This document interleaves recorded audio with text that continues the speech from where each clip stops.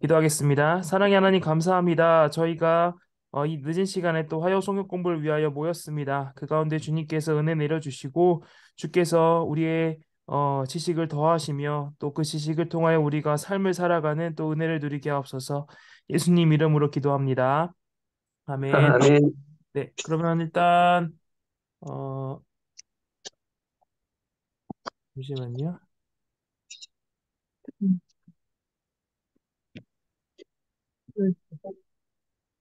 제가 다 음소거를 하고요.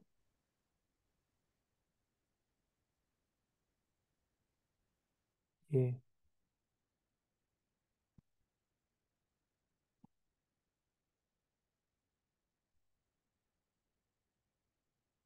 예, 살펴보도록 하겠습니다. 어, 네, 저희가 총 제자라는 주제를 가지고 오늘까지 총 네 번째 시간을 갖는데요. 오늘은 네 번째 장 성령의 첫 번째 열매에 대해서 우리가 한번 살펴보려고 합니다. 어, 존 스토트 목사님이 가장 좋아하는 성경 구절을 뭐냐라고 본인이 질문을 받으면 이제 갈라디아서 5장 22에서 23절을 말씀하신다고 해요. 그래서 오직 성령의 열매는 사랑과 희락과 화평과 오래 참음과 자비, 양선, 충성, 온유, 절제다. 이와 같은 것을 금지할 법은 없다라는 이 말씀을 가장 자기의 어떤 중요한 구절로 여기면서 살아간다고 하십니다. 그래서 여기 이 내용을 통해서 총 다섯 가지 사랑에 대한 내용을 보려고 하는데요. 어, 첫 번째로는 가장 탁월한 기독교적 은혜이다, 사랑은. 그리고 두 번째는 사랑은 희락과 화평을 가져온다.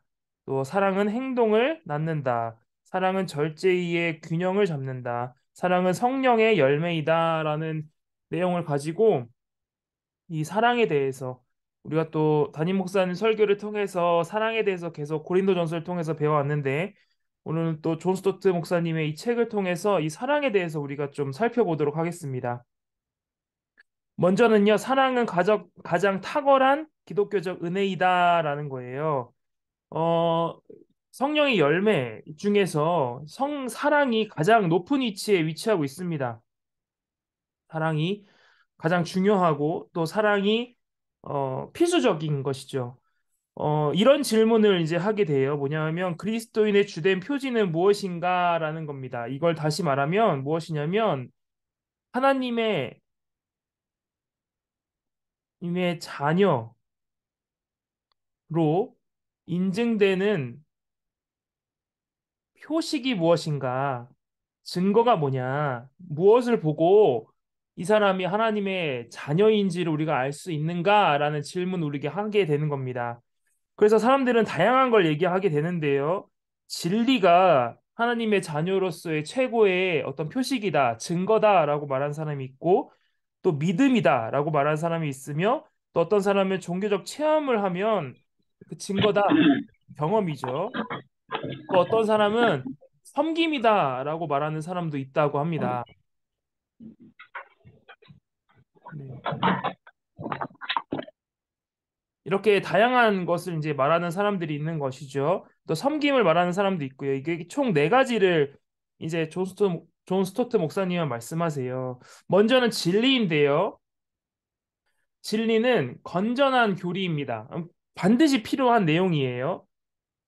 교리가 흔들리고 교리가 바로 서지 못해 있다면 우리가 앞서서 나눴었지만 지식이 우리가 온전치 않으면 무엇을 행해야 할지 우리가 온전히 알 수가 없습니다. 그래서 건전한 진리, 건전한 교리는 반드시 필요해요. 그래서 많은 우리의 믿음의 선조들이 그것을 믿음의 신앙 고백서라는 형태로 만들었고 사도신경 또한 마찬가지이죠. 우리가 믿는 바가 무엇인지를 우리에게 알려주는 겁니다. 우리는 믿음의 선한 싸움을 해가고 그걸 굳건히 서야 하며 또 사도들의 가르침을 잘 받아들여 그것을 내 것으로 만들기 위해서 내 삶의 기본 베이스로 만들기 위해 내 삶으로 만들기 위해서 애써야 합니다. 그런데요.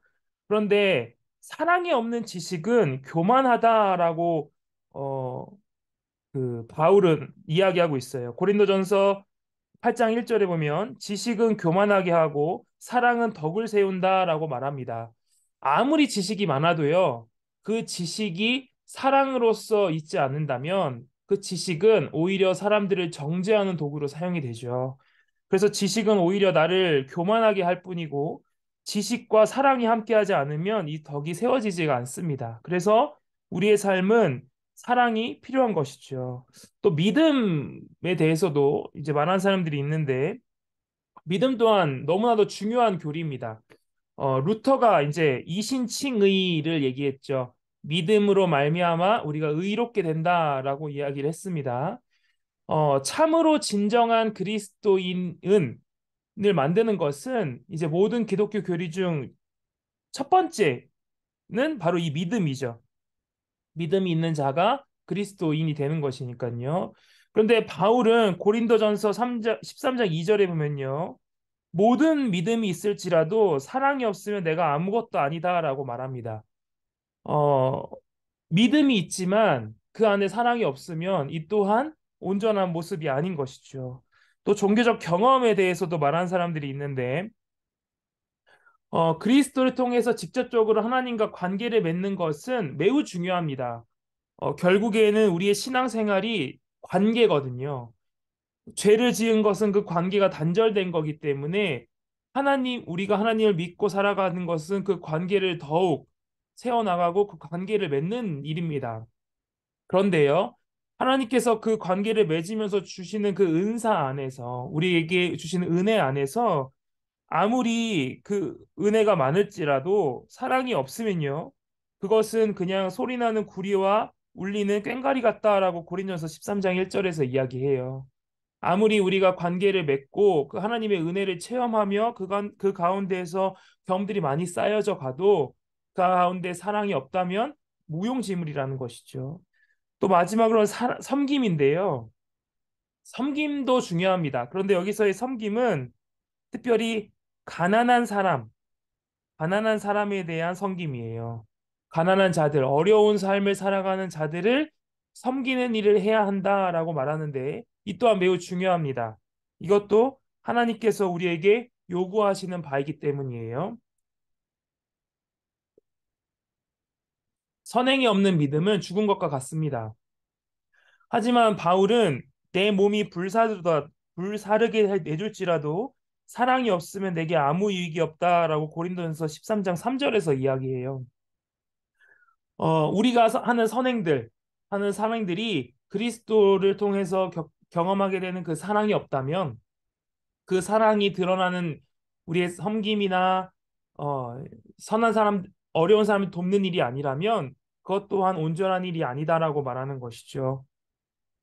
이처럼 여러분, 바울이 말하건대 가장 성령의 열매 중에서 가장 사랑이 제일 위치에 잡고 있습니다.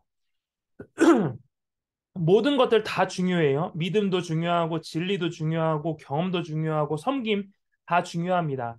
그런데 그 안에 사랑이 드러나지 않는다면 그리스도 예수님을 믿어 그분이 주신 사랑이 우리 안에 새겨져 있지 않는다면 그 모든 것들은 다 온전치 않은 것이죠. 그래서 그리스도인의 주된 표지는 바로 사랑입니다. 아, 이 사람이 정말 그리스도인인지 아닌지를 알 수 있는 모습은 그 사람 안에 드러나는 사랑인 것이에요. 이 사람이 정말 그 사랑이 정말 잘 드러나고 있다면, 그 사람은 그리스도인인 것이죠. 아, 이 사람은 하나님의 모습이 그 안에 담겨져 있구나를 알아가는 겁니다.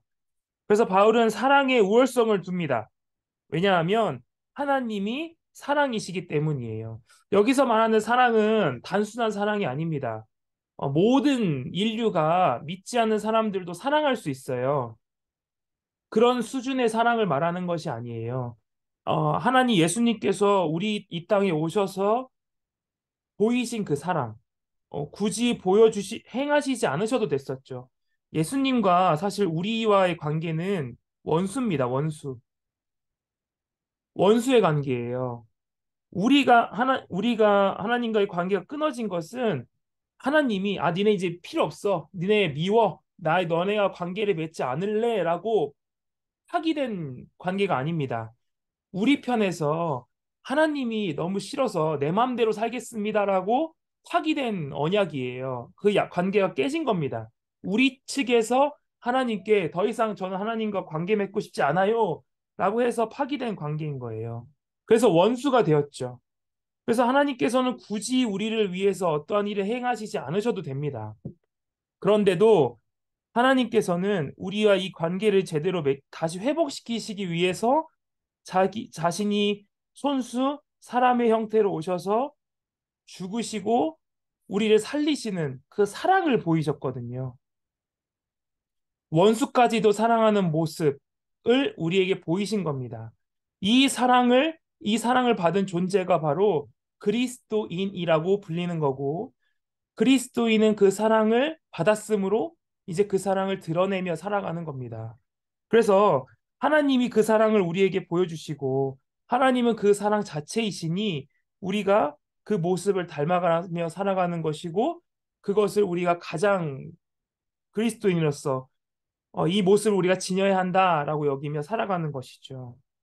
그래서 존 스토트 목사님 뭐라고 말씀하시냐면, 사랑은 하나님의 백성의 제일의 최고의 가장 탁월한 특성이자 그들의 구별되는 특성이다라고 말합니다. 그 누구도 원수를 사랑할 만한 사랑을 할 수가 없어요. 세상 사람들이 로마서에서 나오잖아요. 내가 사랑하는 사람을 위해서는 그 목숨을 버릴 수 있지만 원수를 위해서 자기 목숨을 버릴 수 있는 사람은 드뭅니다. 거의 없죠. 보복하고 싶지. 그 사람을 품고 싶어 하는 마음을 보통의 사람은 가질 수가 없습니다. 그래서 구별되는 모습이에요. 어느 것도 그것을 몰아내거나 대체할 수 없다. 사랑이 최고다라고 존 스토트 목사님 말씀하십니다. 그래서 사랑이 가장 탁월한 기독교적 은혜인 것이죠. 두 번째로는요, 이 사랑은 희락과 화평을 가져옵니다. 어, 이때에는 여러분 순서가 중요해요. 아까 말씀을 받지만 우리는 성령의 열매는 사랑과 희락과 화평이라고 얘기를 합니다. 순서가 중요한데요. 희락과 화평을 먼저 바라는 게 아니에요. 인간은요, 누구나 희락과 화평, 행복이라고 말하는 것을 추구합니다.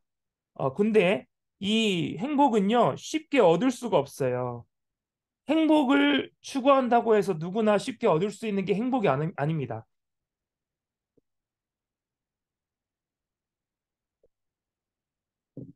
내가 행복하고 싶다고 해서 행복해지는 게 아니다라는 거예요. 희락과 화평은요, 적합한 인생의 목표가 그래서 아닙니다. 내가 행복하고 싶다고 해서 그 행복을 누릴 수 있는 것도 아니고, 온전한 행복을 내가 누릴 수도 없는 것이죠. 행복과 희락과 화평은요, 이 사랑을 누리기에 얻게 되는 부산물입니다. 하나님의 사랑을 누리고 내가 하나님의 사랑을 받아 그 사랑을 베품으로 느끼게 되는 행복이 바로 참된 행복이다라는 거예요. 어, 제가 제가 한 번은요, 어떤 일이 있었냐면, 어, 이제 어떤 분께서 저에게, 어, 이게 그분한테 양해를 구하고 말하는 건 아닌데요. 제가 그냥 말씀을 드리면요. 어, 무엇인가 부탁을 이제 뭔가 도와드려야 할 일이 있었습니다. 근데 이제 그분이 자기가 알아서 하겠다, 내가 스스로 일을 하겠다라고 하신 거예요. 내가 그걸 그냥 도와주시면 좋지만 제가 그 물건은 제가 알아서 사오겠습니다. 좀 힘들지만 제가 사오겠다라고 저한테 말씀하셨어요. 근데 이제 제가 그 말씀을 듣기는 했는데 혼자서 가기에는 누가 봐도 좀 힘든 일이셨거든요. 그래서 제가 이제 가겠다고 말씀하셨지만 제가 다시 한번 여쭤봤습니다. 진짜 혼자 가실 수 있겠어요? 그 일을 정말로 하실 수 있겠습니까? 라고 여쭤보니까 그분이, 아, 예, 할 수 있어요. 라고 말씀하시는 거예요. 근데 평소 같았으면 제가 제 일도 너무 바쁘고 그 일을 같이 하기가 너무 힘드니까 제가, 그러면 알겠습니다. 라고 말했다가 그냥 제가 같이 가겠다고 말씀드렸어요. 제가 그냥 같이 가서 도와드리고 그 일을 같이 하겠다라고 이제 말씀을 드린 거예요. 그랬더니 그분이 이제 너무 좋다라고 말씀하신 것이죠. 근데 제가 그 이야기를 하고서 제가 진짜 많이 후회했습니다. 왜냐하면 저도 너무 바쁜데 그 일을 같이 하기가 좀 부담이 되는 거예요. 근데 제가 한편으로 어떤 생각이 들었냐면 만약에 그분이 참 나이가 많으신 분이셨거든요. 그분이 만약에 제 어머니라면 내가 그렇게 그냥 넘어갈 수 있을까, 이 일을. 그렇게 아침부터 새벽부터 일어나셔서 혼자 하기 너무 힘든 일을 혼자 하게끔 그냥 보내시는 일이 과연 내가 그런 마음을 그냥 내버려 두는 게 괜찮다고 하시지만 괜찮은 일일까라는 생각이 들었습니다. 그래서 그냥 제가 좀 힘들더라도 같이 가서 도와드려야겠다라는 생각으로 이제 따라 나서게 됐어요. 근데 이제 결국에는 어 그분도 목사님께 그 일을 맡기는 것은 너무 좀 미안하다라고 하셔서 그냥 저한테 말씀 안 하고 혼자 그 일을 그냥 다 감당하셨습니다. 그렇게 그냥 하신 거예요. 근데 그분이 저한테 뭐라고 말씀하셨냐면 나를 도와준다고 한 것에 너무 고맙다라는 말씀을 저한테 하시더라고요. 저는 거기서 되게 행복감을 좀 느꼈습니다. 별거 아닌데 내가 정말 제가 뭐를 특별히 한 것도 아닌데 그냥 그런 어떤 고마워하시고 감사해하시고 저에게 또 배려를 해주시는 그 마음이 저에게 되게 기쁨이 된 거예요. 참 별거 아닌데요. 상대방이 어떠한 어려움을 겪게 될 것인지에 대해서 서로가 서로에게 자신의 유익을 포기하고 사랑을 베푸는 일이 기쁨이 될 수 있구나라는, 또 서로가 서로에게 유익이 될 수 있구나라는 것을 제가 정말 경험적으로 좀 체험한 일이었습니다. 그래서 저도 되게 행복이라는 것에 대해서 좀 많이 고민을 했거든요. 무엇을 하는 것이 가장 행복한 일일까라는 생각을 했을 때 제가 최근에 경험한 일 중에서 가장 행복한 일은 제가 제 자신을 내려놓고 제가 저의 유익을 포기하고 남의 유익을, 다른 사람의 기쁨이 되기 위해서 한 일이 가장 행복하구나를 깨닫게 된 일이었어요. 그래서 사실 저는 이게 어, 좀 많이 와닿습니다. 근데 이게 행복이다, 그게 정말 행복이야? 라는 사실을 깨닫기 위해서는요, 제가 지금 이 말씀드린 이 행복이, 그거는 그게 행복인가? 라는 좀 의구심을 가지시는 분이 계실 수도 있어요. 근데 이거는 정말로 하나님께서 명령하신 바를 경험한 사람이 좀 알 수 있는 행복입니다. 정말 하나님의 말씀대로 순종하여 살아가는 사람들이 경험할 수 있는 행복이에요. 그래서 여기서 말하는 이 행복, 하나님의 하나님께서 말씀하신 그 사랑대로 사랑한 사람이 행복을 누릴 수 있다라는 말은 정말 이 사랑을 경험해보고 실천한 사람들이 맛볼 수 있는 행복이긴 합니다. 저는 이 행복을 어, 모든 신자들이 맛보기를 간절히 소원해요. 그래서 사랑이 희락과 화평을 가져온다라는 겁니다. 사랑을 행한 사람들, 사랑을 경험한 사람이 이 기쁨을 경험하게 되는 것이죠. 세 번째로는요, 사랑은 행동을 낳습니다. 오래 참음과 자비와 양선을 말하는데요. 사랑은요, 우리를 단순히 내가 사랑해야 하는구나, 나는 사랑을 받았구나라는 그 마음가짐에만 두는 것이 아니고요, 실천까지 향하게 합니다. 행동까지 행하게 해요. 그래서 인내와 자비와 양선을 얘기를 하는데요. 이 인내는 소극적인 자질입니다. 사람에 대해서 인내하게 돼요, 우리가. 사랑하는 사람은 다시 말해서 이 오래 참는 마음을 갖게 됩니다. 이때에는 원수를 포함해요. 나에게 악한 행동을 하는 사람에게까지 인내하게 되는 것이죠. 악의를 참고요. 그 사람이 가진 어떤 악한 마음을 내가 참게 되고 또 더 나아가서 보복하지 않는 마음까지 행하게 됩니다.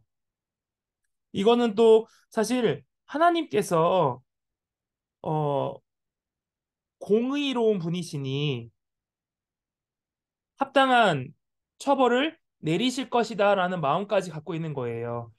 나는 온전하게 그 어떤 악한 사람에 대해서 처벌할 수가 없습니다. 나는 공정하지 않거든요. 나는 어떤 그 사람에 대한 보복을 하고 그 사람에 대한 어떤 판결을 내리기에는 합당하지 않은 사람이니 가장 공의로우시고 합당한 처벌을 내리실 수 있는 하나님께 모든 것을 맡기는 겁니다. 그렇게 하나님께서 이 사람에게 가장 합당한 어, 그 결과를 주실 것이라는 것을 마음을 가지고 모든 것을 하나님께 맡기는 거예요. 그렇게 인내해 나가는 겁니다. 또 하나는 자비로운 마음인데요. 이거는 또 적극적인 마음입니다. 내 생각을 관대하게 갖는 거예요. 다른 사람이 선하게 살기를 바라는 마음입니다. 이 사람이 그냥 인내하는 것은요, 이 악한 사람이 한 것을 그냥 참아내는 거예요, 내가. 그냥 참는 것이라면 이 자비는요, 이 참는 것을 넘어서 이 악한 사람이 하나님을 믿어 또 선한 삶을 살아가기를 간절히 소원하는 것까지 우리의 마음이 향하게 되는 거예요. 그래서 이 사랑이 좀 더 적극적으로 행동하게 되는 것이죠. 근데 좀 더 적극적으로 행동하게 되면요, 양선까지 행동하게 됩니다. 뭐냐면 이제 내 마음이 관대한 마음을 갖게 됐다면 행동에까지 관대함을 갖게 되는 거예요. 상대방이 잘 되기를 바라며 그 상대방에게 선한 행동을 하는 겁니다.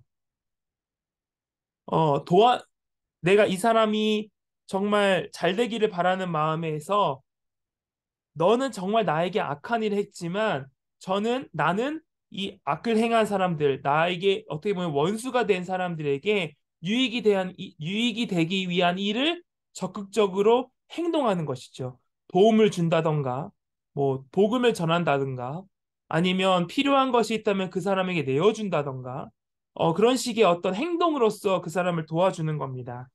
이 세 가지 모두 그 사람을 참고 이 사람이 선한 삶을 살아가기 위해서 이 사람에게 선한 삶을 살아가기를 기대하고 또한 그것을 행동으로 나타내는 그 모든 것들은 사랑의 마음이 갖지 않고서는 할 수 없는 일입니다.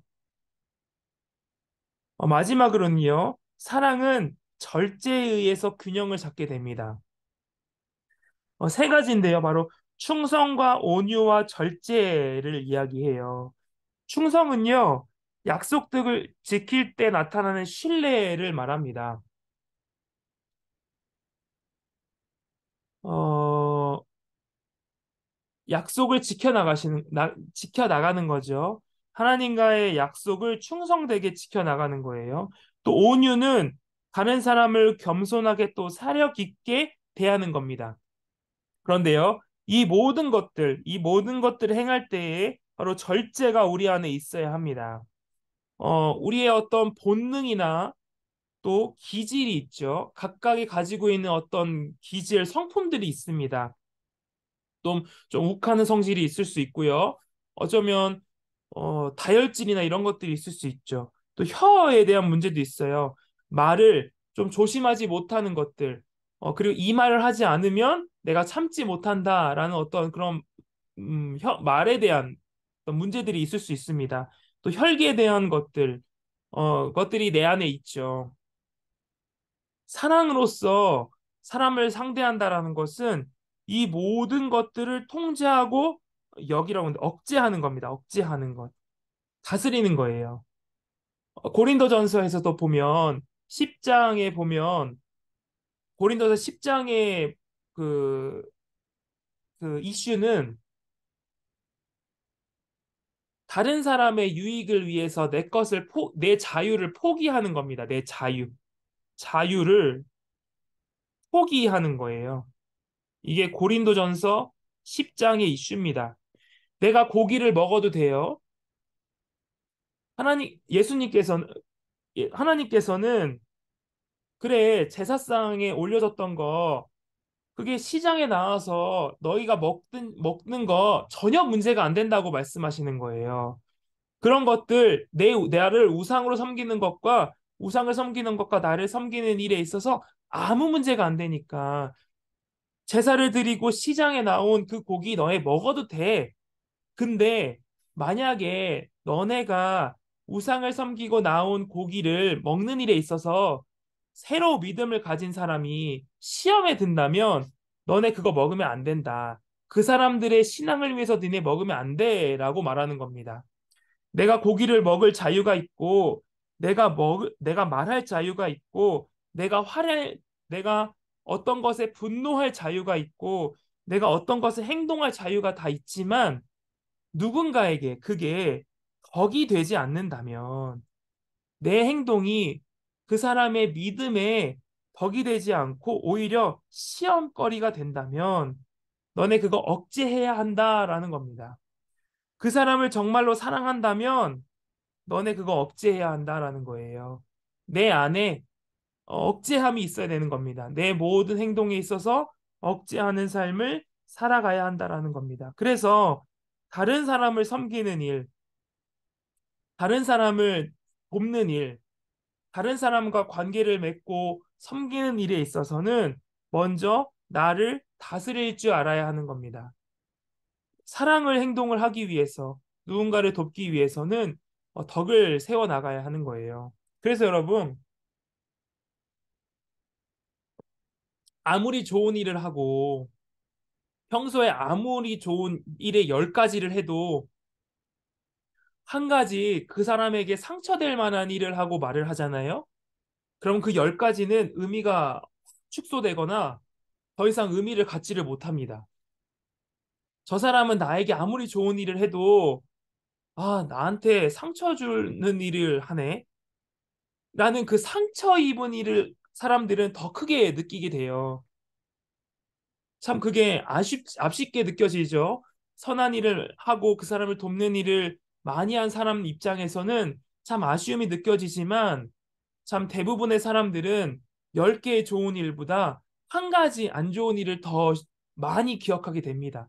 그래서 우리는 언제나 우리의 행동과 말에 있어서 조심을 해야 되고 참 그것을 절제해야 되는 것이죠. 마지막으로 사랑은요, 성령의 열매입니다. 앞에 모든 열매는요, 우리가 스스로 맺을 수 있는 열매가 아니에요. 마지막으로 말했던 그 절제의 일도 내가 절제하겠다. 내가 안 해야지. 라고 해서 할 수 있는 일이 아니라 성령께서 내 마음에 함께 하시어 내가 절제하고 싶어 하는 일을 성령께서 해주시지 않으면 우리가 온전히 그 일을 할 수 없습니다. 왜냐하면 우리는, 우리는 우리 안에서, 어, 선한 열매, 선한 열매, 대부분 이제 성령의 열매라고 하죠. 이 성령의 열매를 맺을 수 없는 존재이기 때문이에요. 우리는 이 성령의 열매보다 육신의 열매, 육신의 열매를 맺는 일에 더 기뻐하는 존재이기 때문입니다. 사랑은 사랑의 성령의 초자연 역사의 결과물이에요. 사랑은 성령의 초자연적 역사의 자연스러운 결과입니다. 아까 이제 존 스토트 목사님 말씀하셨던 갈라디아서 5장 22에서 23절 그 전후로는 육체와 이 성령을 대조해서 이야기해요. 육체는 무엇이냐면요. 악을 향한 성향과 타락과 욕망과 이기적인 요구들을 지닌 우리가 물려받은 타락과 왜곡된 본성입니다. 죄를 기뻐하는 성향이죠. 우리 안에는 죄가 있습니다. 그래서 이 죄는 끊임없이 그 죄를 만들어내요. 그래서 우리 마음은 죄를 만드는 공장이에요. 끊임없이 죄를 만들어냅니다. 하나님이 미워하시는 죄를 만들고 욕망을 만들어내고요. 내가 기뻐하고 자기 중심적인 생각들을 계속해서 만들어내요. 타락한 마음을 만들어내는 것이죠. 반대로 성령은 무엇이냐면요. 우리가 회개하고 예수님을 믿을 때 우리 안에 들어오시고 그분의 내주하심이 그리스도의 전체성을 나타내는 표지이며 그리스도인의 거룩함의 비밀을 나타내는 겁니다. 그리스도께서 우리 안에 만들어 놓으신 거예요. 그래서 이렇게 말할 수 있습니다. 육체는 무엇이냐면 자기 중심적인 타락된 본성이고요. 성령은 내주하는 인격적인 하나님의 영을 말해요. 우리와 반대되는 것이죠.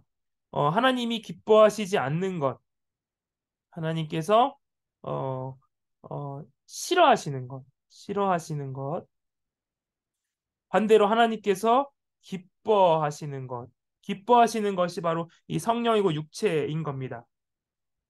그래서 우리가 예수님을 믿어서 그분이 보내주시는 성령의 그분의 영, 하나님의 영이신 성령이 내 안에 들어왔을 때 우리는 육체와 성령이 계속해서 싸우게 됩니다. 우리 안에 남아있는 죄와 남아있는 죄와 우리 안에 내주하시는 그 성령의 끊임없는 싸움이 우리 안에서 일어나요. 이게 바로 신앙생활인 것이죠. 신앙생활은 바로 내 육체, 죄와 또 성령, 우리의 영이 그리스도의 영의 선하신 것이 계속해서 싸움이 일어나는 것을 이야기해요. 이것을 말하는 이유가 있습니다. 그것은 왜 그러냐면 완전론자들, 이제 소위 말하는 그, 어, 뭐라고 말하죠? 갑자기 용어가 생각이 안 나는데, 이제 우리가 완전히 성화되었다. 뭐 완전히 성화되었다. 어, 구원파. 이제 한동안 이제 구원파 문제가 있었는데, 이 구원파와 같은 이 믿음을 갖고 계신 분들은요, 우리가 어, 이단이죠. 구원파. 이제 우리가 하나님을 믿으면 이제 완전히 구원을 받았으니 우리는 더 이상 죄를 짓지 않는다라고 말씀하시는 분들이 계세요. 근데 이 모든 것들은 성경적이지 않고 이단입니다. 성경은요, 육체의 소용은 성령을 거스리고 성령은 육체를 거스리나니 이 둘은 서로 대적함으로 너희가 원하는 것을 하지 못하게 한다라고 이제 이야기합니다. 우리 안에 그리스도인이 됐고 우리가 이제 하나님의 사람이 됐는데도 불구하고 우리 안에는 죄가 남아 있다. 그래서 우리는 죄를 계속 지어 나간다라고 성경은 이야기하고 있어요. 또 우리가 스스로 그것을 알고 있죠. 우리는 분명히 하나님의 자녀이고 우리도 하나님의 믿음을 가진 신실한 자인데 우리는 계속해서 죄를 짓고 그 사랑을 온전히 행하지 못하는 우리의 모습을 우리는 우리 안에서 보게 됩니다. 그래서 그리스도인의 삶은요, 사단과의 끈질긴 싸움이에요. 아까 말했던 것의 반복이죠. 두 번째로는요, 육체의 소욕과 성령의 소욕은 서로 반대되는 욕망입니다. 육체의 소욕을 바울은 15가지 정도로 나누는데, 네 가지로 요약할 수 있습니다. 성적인 죄, 종교적인 죄, 사회적인 죄, 개인적인 죄, 이렇게 나눌 수가 있어요. 근데 이 모든 것들은요, 성령의 열매와 대조를 이룹니다. 어, 이 네 가지 범주에 들어가는 것을 이제 말하면 경건한 거죠. 그리고 제약된 쾌락들이 우리 안에 있을 수 있어요. 그리고 시기와 대조, 그리고 방종 같은 죄악이 우리 가운데 있습니다. 근데 이것들이 다 이제 우리 육체가 원하는 것이죠. 우리는 많은 쾌락들, 정말 정도를 지나친 쾌락들, 뭐 정말 성적인 쾌락들, 또 술 취할 정도로 정말 나의 자아를 잃어버릴 정도의 엄청나게 이제 과음을 하여 이제 술을 먹으며 이제 하는 쾌락들, 그런 데에서 쾌락들, 모든 쾌락들이 있죠. 그런데 여러분, 사실 쾌락은 나쁜 게 아닙니다. 하나님께서도 우리에게 쾌락을 그리스도인들에게도 허락하셨어요. 근데 이제 죄악된 쾌락을 우리가 하면서 살아가죠. 경건한 삶을 원하셨는데 우리는 이제 불경건한 삶들을 더욱 따르며 살아가게 됩니다. 누군가를 우리는 어떤 삶들을 살아가는데 이런 방종들 같은 죄들 우리가 계속 지어가며 살아가죠. 근데 이 모든 것들은 하나님께서 원하시는 경건함, 그리고 희락과 화평, 그리고 온유와 양선, 절제와는 전혀 반대되는 개념들입니다. 육체가 기뻐하는 것들, 그리스도인이 아닌 그리스도인이 되지 않은 자들이 원하는 기쁨의 삶과는 하나님께서 원하시는 삶과는 완전히 대조를 이루는 것이죠. 그래서 육체가 원하는 삶과 성령이 원하는 삶은 완전히 서로 반대되는 욕망이다라는 것이에요. 그런데 바울은 뭐라고 말하냐면요. 육체와 성령의 소욕은 통제할 수 있다라고 이야기를 해요. 바울은 성령이 육체를 제압하고 사랑이 승리할 수 있다라고 말합니다. 어, 타락한 본성에 대한 우리의 태도는요, 냉정한 거부예요. 갈라디아서 5장 24절에 보면요. 육체와 함께 그 정욕과 탐심을 십자가에 못 박았다라고 말합니다. 이 말은요. 우리가 그리스도를 믿음으로 살아갈 때 십자가에 못 박았기 때문에 그 십자가에 못 박혀 그분이 죽을 때 함께 죽었기 때문에 그분의 능력으로 모든 것에 승리하게 되는 거예요. 우리의 모든 죄는 그분의 예수 그리스도 안에서 다 죄 용서받았습니다. 그분을 통하여 우리는 모든 것에 승리했어요. 우리의 죄가 아무리 우리의 큰 능력을 갖고 있고 그 죄가 아무리 크다고 하더라도 예수 그리스도의 능력, 그분이 주시는 능력이 훨씬 더 크기 때문에 그 죄는 우리가 모두 다 제압하고 승리할 수 있는 겁니다. 그래서 우리는 냉정히 그 죄를 거부할 수 있어요. 반대로 성령에 대한 태도는 무조건적인 복종입니다.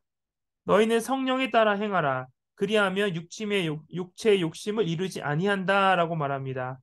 우리는 하나님의 영을 쫓아 살아가기 때문에 그분의 영에 대해서 무조건적으로 복종하게 되는 것이죠. 그분이 기뻐하시는 일이라면 우리가 복종하고 신실히 따라가야 됩니다. 그럴 때에 우리의 욕심을 이루지 않고 그분이 참으로 기뻐하는 일을 하며 우리가 살아가게 되는 것이죠. 그래서 우리는요, 성령이 우리를 주권적으로 다스리도록 해야 합니다. 그러기 위해서는 여러분, 이 일을 반복적으로 해 나가야 해요. 거부, 죄에 대해서는 거부하고, 복종은 계속해서 해 나가야 합니다. 한 번 거부하고 한 번 복종했다고 해서 계속해서 우리가 죄에 대해서 거부하고 성령의 일에 대해서는 복종하게 되는 게 아니에요. 우리가 살아가게 되면 어쩔 때는 또 죄에 대해서는 훨씬 더 복종하게 되고 성령의 일에 대해서는 거부하며 살아가게 됩니다. 이 일을 우리가 좀 더 이제 비중을 이제 처음에는 우리게 이게 그리스도의 삶이라고 한다면 처음에는 죄에 대해서 복종하는 게 더 컸고 성령에 대해서 거부하는 게 더 작았다면 이것을 조금씩 늘려나가는 겁니다. 어, 성, 성화, 곧 그리스도의 삶은 이 성령의 범주를 점점 늘려나가는 거예요. 우리가 100이라고 한다면 이 성령께서 우리 안에서 일하시는 그 범위를, 그 퍼센테이지를 점점 늘려나가는 겁니다. 그런데 그렇다고 해서 여러분, 이 죄에 대해서 죄가 우리를 지배하는 일이 없는 게 아니에요. 우리가 그리스도인의 삶을 이 땅 가운데서 살아가면서는 이 죄가 또한 우리를 지배할 때가 있는 겁니다. 이 퍼센테이지를 늘리기 위해서는 우리가 경건한 습관을 계속해서 훈련해 나가야 돼요. 그럼 그 일을 어떻게 해야 되는가? 그럼 우리가 이 퍼센테이지, 성령께서 일하시는 이 일을 우리가 어떻게 더 우리 안에서 활성화시킬 수 있는가? 이게 바로 은혜의 방편을 사용하는 겁니다. 은혜의 방편. 예배에 잘 참여하고요. 이제 은혜의 방편이라고 하면 말씀, 성례, 기도를 말하죠. 그래서 말씀의 예배에 잘 참여하고요. 주일을 지혜롭게 우리가 보내는 겁니다. 하나님의 그 주의를 경건한 마음을 가지고 그날만큼은 정말 하나님께서 기뻐하시는 삶을 살아가는 거예요. 그래서 어 사실 좀 아쉬운 점은 저 때만 하더라도 많은 어른들이 저한테 그 말씀 많이 하셨거든요. 뭐냐면 주일날 돈 쓰지 말아라. 제가 이제 청년부 때 그 얘기를 많이 듣고 무엇보다도 그렇게 하라는 이유가 있으셨어요. 뭐냐면 저희 어른들이 말했던 이유는 그날만큼은 어, 그 그냥 단순히 돈 쓰지 않는 게 아니라 그 사람들도 장사하는 사람들도 제대로 경건 생활을 해야 되지 않겠느냐라는 의미에서 그 돈을 쓰지 말고 미리 준비해라 이렇게도 말씀하셨거든요. 근데 이제 그게 좀 와전돼서 조금 오늘날은 그 주일날은 돈 쓰지 말라라는 것만 남아있는 것 같아요. 그냥 그 어떤 행위에만 좀 더 집중되어 있는 것 같습니다. 그런데 사실 그 이면에는 우리가 정말 모든 것들에 집중하자. 정말 하나님께서 기뻐하시는 삶이 무엇인지를 한번 고민해 보면서 그 일주일 중에 주일만큼은 정말 하나님께서 기뻐하시는 삶을 살아보자라는 거거든요. 하나님께서 무엇을 기뻐하시는지를 고민하면서 정말 내가 정말 세상에 기쁨들이 많지만 그 모든 것들을 제쳐두고 TV를 보면서 기뻐할 수도 있고 텔레비전을 보면서 내가 유익을 듣고 기뻐할 수도 있지만 정말 그날만큼은 하나님의 말씀을 두고 그 안에서의 기쁨을 내가 묵상하며 살아보자 라는 의미를 그 안에 담고 있는 거거든요.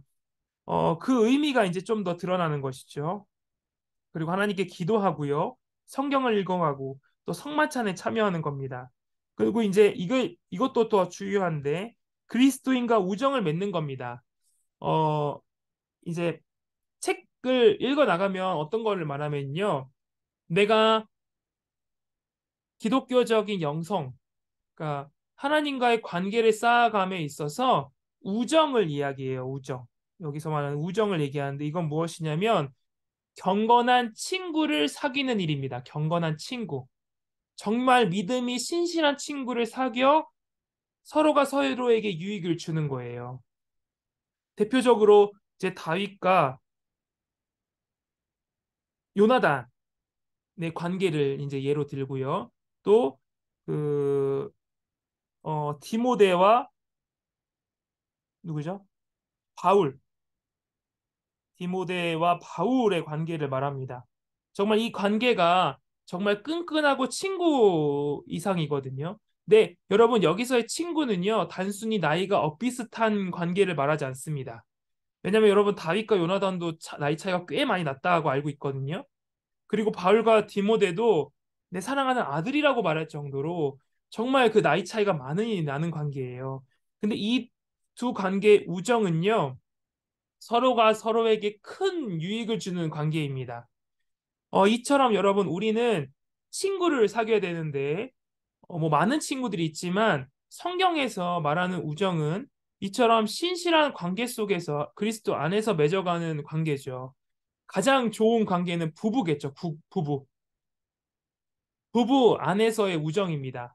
어, 그만한 정말 가깝고 유익이 되는 관계는 없죠. 서로가 서로를 잘 알고 그 관계 안에서 서로에게 신앙적으로 유익을 주는 관계. 그래서 부부 관계가 정말 신앙생활 하면서 정말로 중요하다라고 생각이 됩니다. 이 관계가 정말 우리의 신앙생활을 좀 더 유익을 주고, 어, 되는 것이겠죠. 또 많은 이제 유익한 그런 관계를 맺어가야 되는 겁니다. 또 기독교적인 봉사가 또 우리에게 큰 유익을 줍니다. 우리가 정말 사랑을 드러낼 수 있는 그런 일들이 우리의 삶에 있어서 이러한 하나님의 뜻을 알아가고 그 일이 일어남으로써 아까 제가 말씀드렸듯이 하나님의 뜻대로 하나님의 일을 하면서 내가 그 안에서 유익들, 기쁨들을 누리게 되는 것이죠.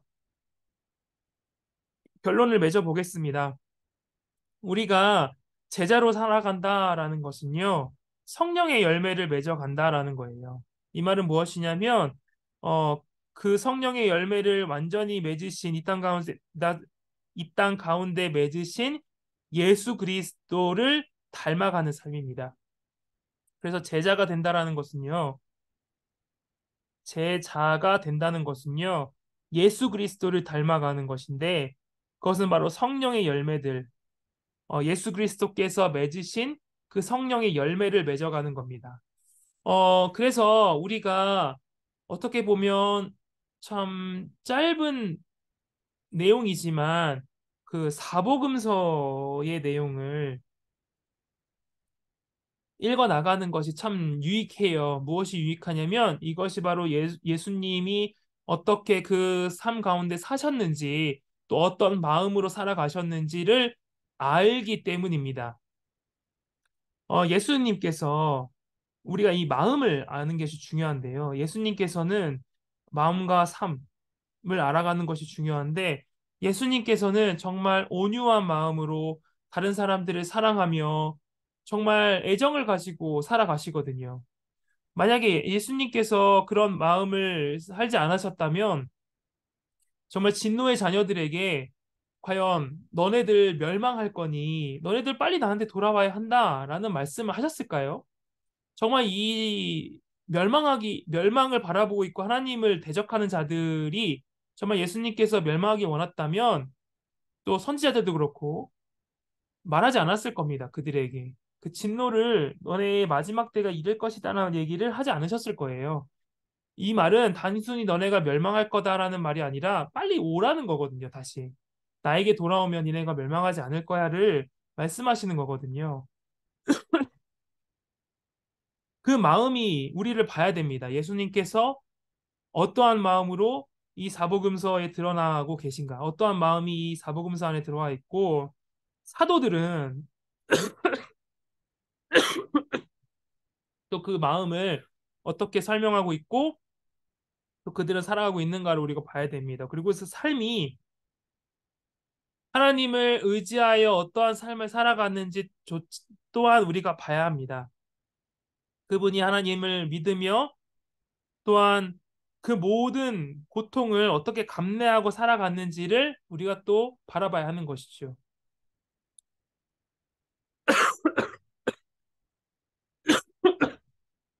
죄송합니다. 그들의 그 예수님의 온유한 마음을 봐야 되는 겁니다. 그래서 그리스도를 닮는 것이 바로 하나님의 목적이세요. 우리에게 그것을 원하는 것이죠. 그래서 하나님의 영원한 목적은요, 그 아들의 형상을 본받게 하기 위한 것입니다. 우리 하나님의 자녀들, 하나님을 믿는 우리가 그 형상을 닮는 거예요. 예수님께서 보이신 모습, 하나님을 사랑하고 이웃을 사랑하는 그 모습을 본받는 겁니다. 그리고 우리의 역사 가운데서도 그 형상으로 변화하여 영광에서 영광에 이르기를 원하고 계세요. 마지막으로 종말론적인 목적을 갖고 있으신데 이 땅 가운데 그 형상이 완전해지지 않더라도 우리가 영원한 나라 그 마지막이 되면 우리가 그와 같을 줄을 알며 우리가 그 삶을 기대하며 살아가게 되는 겁니다. 우리가 바로 이 삶, 그래서 하나님의 성령의 열매, 무엇보다도 사랑을 우리가 맺으며 살아가야 하는 것이죠. 어, 네, 이렇게 우리가 내용을 살펴봤습니다. 우리가 사랑의 열매를 맺어야 하고요. 그 사랑의 열매를 맺었을 때, 네, 주님께서는 참으로 기뻐하십니다.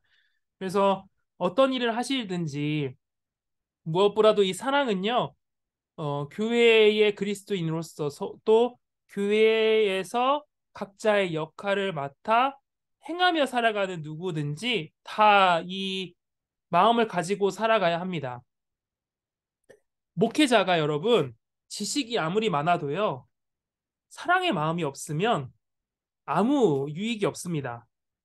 어, 제가 아무리 좋은 얘기를 이렇게 많이 하고 해도 제가 막상 누군가 저에게 도움을 요청하는데, 저 바쁘니까 아무것도 하지 않겠습니다. 그건 알아서 하세요. 저 지금 바빠요. 그리고 어느 사랑도 제 안에서 그 누구도 제 안에서 사랑을 발견하지 못한다면 제가 아무리 좋은 말을 하고 정말 달변가로서 말을 열심히 잘 하더라도 그 얘기가 귀에 안 들려옵니다. 저 목사님은 사랑이 없어. 이게 먼저 나오지. 저 목사님은 말씀이 좋아라는 말이 안 나오는 거죠. 그 누군가가 아무리 열심히 해도 교회를 아무리 열심히 해도 그 안에 사랑이 사람들이 느끼지 못하고 오히려 그 사람의 분냄, 막 화를 내면서 일을 하는 사람들이 있다면 사람들은 저 사람 참 열심히 하는데 가까이 하기에는 좀 부담스러워라는 그 마음이 훨씬 더 커지게 되는 거죠. 그래서 여러분 조금 더 지식이 부족하고 내가 하는 행동들이 좀 부족하더라도 사랑이 우리 안에 더 커지는 일이 우선시 돼야 됩니다. 근데 이것이 지식이 필요 없다던가 아니면 우리가 열심히 뭔가 그리스도의 일, 사역을 좀 소홀히 여겨도 된다라는 의미는 아니에요. 모든 것들이 다 중요하고 모든 것들 다 최선을 다해야지만 그 중에서도 우리가 사랑의 마음을 갖기를 더 열심을 다해야 한다라는 그 강조점을 사랑에 두는 겁니다. 그래서 여기 계신 모든 분들이 다 너무나도 이미 훌륭히 그 일을 하시는 분이라 사실 뭐 제가 이 말씀을 드리기에는 제가 가장 참 연약한 자인데 사랑을 더욱더 어, 드러내시며 또 그 사랑을 드러낸 것을 많은 교회의 교인들한테 보이시고 그 사랑을 또 많은 사람이 본받을 수 있도록 또 기도하며 또 유익을 끼치시는 여러분 되시길 바랍니다. 혹시 뭐 질문 있으실까요?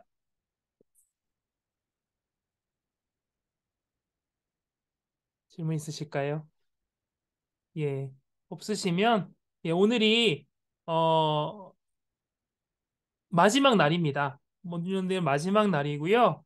어, 또 오늘로 이제 화요석권 성경 공부 올해는 마무리되고 내년에 또 여러분 찾아뵙도록 하겠습니다. 혹시 또 질문 사항이나 읽으시면서 궁금하신 거 있으시면 언제든지 저희 교육자실 오셔서 물어보시면 저희가 또 답변 드리도록 하겠습니다. 그러면 제가 기도하고 마무리하도록 하겠습니다. 사랑의 하나님 감사합니다. 주님 오늘 존 스토트 목사님의 그 제자라는 책을 통하여 사랑의 또 성령의 열매에 대해서 살펴보았습니다. 주님 우리가 마음 가운데 우리의 유익을 구하기보다 남의 유익을 구하는 그 사랑의 마음을 더 많이 갖도록 하시고 하나님 주님의 사랑을 이루며 또 서로에게 사랑을 보이며 그렇게 우리 공동체가 사랑으로 넘쳐나는 우리 모두 되게 하옵소서. 주님, 우리 가운데 은혜를 더하여 주시옵소서. 주님, 날씨가 많이 추워 또 감기 걸리는 자가 많이 있습니다. 그 한 명 한 명 또 보살펴 주시고 우리 가운데에 또 기도로 나아가는 자들의 기도를 들으시고 그들의 기도를 또한 응답하여 주시옵소서. 예수님 이름으로 기도합니다. 아멘. 네, 수고하셨습니다.